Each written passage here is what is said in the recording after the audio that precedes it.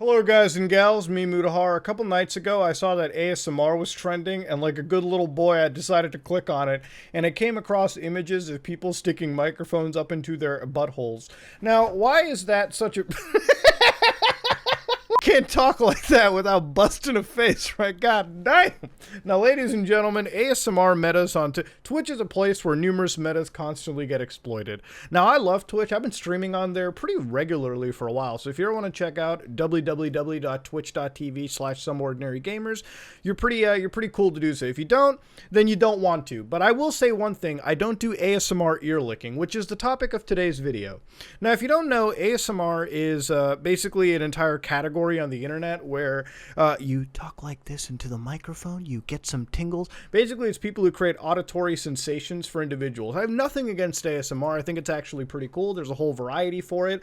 I actually put on some ASMR while I'm sleeping in Minecraft so I can pass off real quick because it is actually helpful. I don't get tingles, I just go to sleep. I think there's a better tingle to be had sticking your pinky up where you know where. Now here we've got ASMR ear licking, 100% ear licking, the best ear licking ever, all right?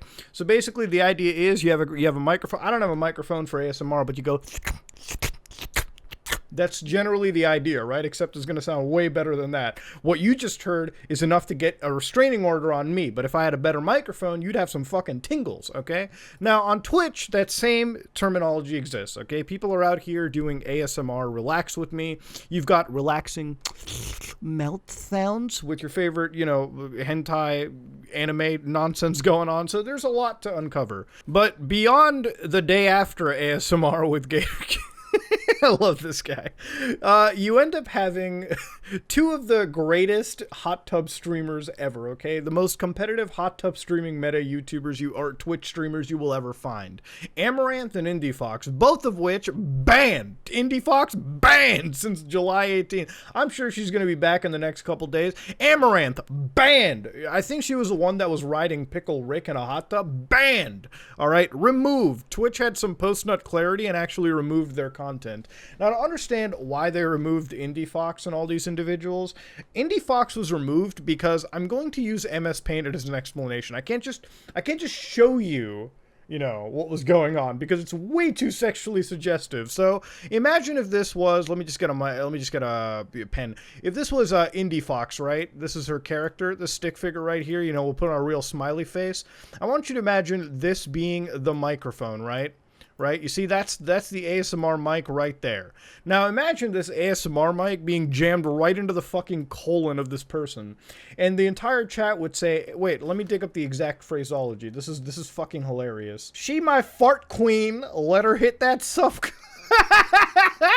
Just end if there's no fart. Yeah, with a full microphone stuck inside your asshole, it was the question of, will you fart? As you can imagine, that might be a little too hot for Twitch. Twitch is a website that basically segregated the hot tub streamers to begin with, and at some point, they didn't really want to police, as far as I know, or they weren't going to ban individuals if their sexual perception was brought into question. So individuals that were perceived to be over-sexualized, or their communities were over-sexualizing them, they weren't going to ban those creators, to which some agreement I guess I'll give. However, these people, both Amouranth and IndieFox, are clearly gaming the system, alright? It is like the most shameless level of gaming and min-maxing the Twitch TOS that for them getting fucking banned is definitely not the most surprising situation I've ever seen. And I will reiterate, why doesn't this website have a goddamn 18 plus category section, okay? Honestly, at this point, the 18 plus should just be completely embraced. Like, at this point, like, one man, one jar isn't too far off from the min-maxing, okay? I'd be surprised if, like, the cooking section doesn't have jar sticking tutorials. And, at that point, I wouldn't even be against the fact that if an 18 plus category was to be there, you would have less of this min-maxing and actual attachment to other entire genres. The problem with this that's the largest is that when you're going into something like ASMR, which already has its fair share of problems regarding some level of sexualization, situation, whether it's very unintended or intended in certain cases, right? I mean, ASMR artists do have this problem, okay? There are ASMR ear lickers that aren't there to sexualize themselves, but because of the nature of their content, it's gonna happen. So when you have two of the biggest streamers jumping into that category, literally sexualizing it with no shame, you cause a lot more harm to those actual creators that are just in that category to min-max themselves, or sorry, max themselves in the ASMR category for ASMR reasons, not because they want to have 20,000 viewers jumping in just to pay for 30 seconds of right? You understand what I'm getting at with this situation. Now, getting these two banned is a bit of a mix for me. I don't like deplatformation. I really don't like people being removed from a platform.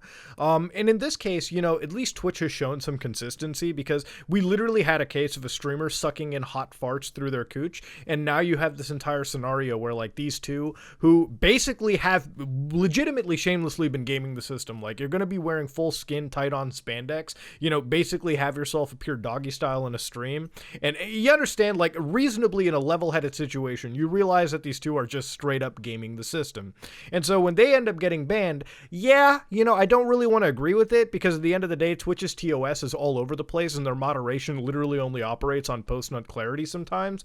So regardless of what they're showing, all right, I feel like the TOS itself needs to be a bit more black and white regarding the situation. But there's no doubt in my mind that their system's being gamed. All right, now it is kind of weird and shitty that they haven't shown full-on nudity. I mean, the closest we got was like maid outfit, lingerie shit. But again, I don't know if that constitutes that full-on sexualized nudity. See, like, this is where these things need to be like completely black and white. But the problem is, when you've min-maxed a system this hard, it gets really tough to lay out these TOS judgments.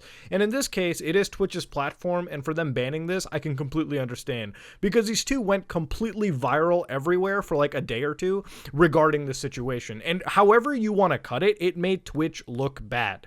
But I think the real fault in this situation also does lie in a lot of the people who consume it too, because this content would go nowhere had there been nobody actually consuming it. When you have view counts of 10 to 15 to 20,000 viewers and sub ranges in the thousands, yeah, you have actual people consuming this content. Where I think it gets kind of fucking hazy is being on a site like Twitch, where these people didn't explicitly state that their streams were 18 plus, just ASMR yoga or ASMR ear licking. There are going to be a lot of kids with their mom's credit cards attached, and they're just going to be throwing their cash away to these people who they basically form parasocial relationships with.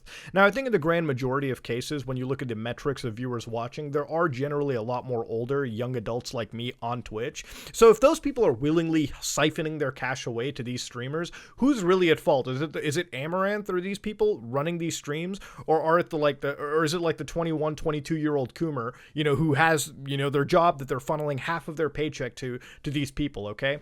It really, like, they're not having a gun put to their head, so to speak. It literally is just an adult consciously giving their money away. And in that case, I can't fault the streamer. I can only fault the adult for shitty financial decisions, okay? Because ultimately, giving your cash away like this is kind of a shitty financial decision, regardless of what anyone says. That's where I'm gonna die on. That's the hill I choose to die on, and that's pretty much where it is. So yeah, did they get banned justifiably?